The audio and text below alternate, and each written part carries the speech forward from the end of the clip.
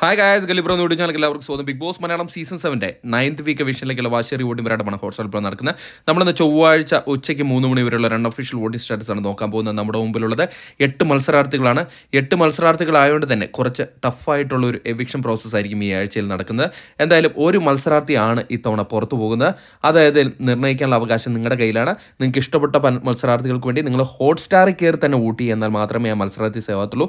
അതോടൊപ്പം വരും മണിക്കൂറിൽ കൃത്യമായ വോട്ടിംഗ് വിവരം നമ്മുടെ ചാനൽ ചാനൽ സബ്സ്ക്രൈബ് ചെയ്യില്ലെങ്കിൽ ദയവേത് ചാനൽ സബ്സ്ക്രൈബ് ചെയ്ത് കാണുക. ഇന്ന് 3 മണി വോട്ടിംഗ് ലിസ്റ്റിൽ 1ാം പൊസിഷൻ അത് അനിമോൾ തന്നെയാണ് തുടരുന്നത്. അനിമോൾ വമ്പിച്ച മുന്നേറ്റമാണ് ബാക്കിയുള്ള മത്സരാർത്ഥികൾ വെച്ച് കമ്പയർ ചെയ്യുമ്പോൾ നടത്തുന്നത്. 12,250 വോട്ട് നേടി 1ാം പൊസിഷനാണുള്ളത്.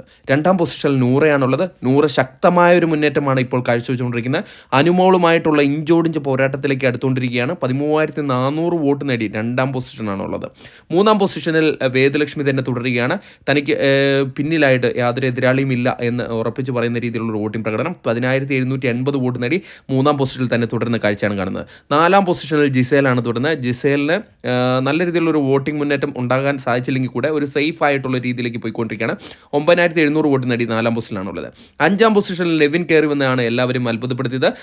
സാബുമാനെ അട്ടിമറിച്ചുകൊണ്ട് നെവിൻ 5ാം പൊസിഷനിലേക്ക് കയറി വന്നിട്ടുണ്ട്. 8,990 വോട്ട് നേടിയാണ് 5ാം പൊസിഷനിലുള്ളത്. 6ാം പൊസിഷനിലേക്ക് സാബുമാൻ വീണുപോയിരിക്കുകയാണ്.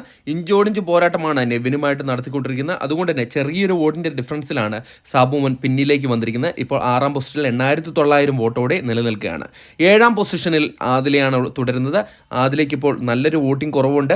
ഈ ആഴ്ച ചിലപ്പോൾ പുറത്തു പോകാൻ തന്നെ ചാൻസ് കൽപ്പിക്കുന്ന മത്സരാർത്ഥിയായി മാറിയിരിക്കുകയാണ്. 8,790 വോട്ട് നേടിയാണ് 7ാം പൊസിഷനുള്ള ആദിലേക്ക് കിട്ടിയിരിക്കുന്നത്.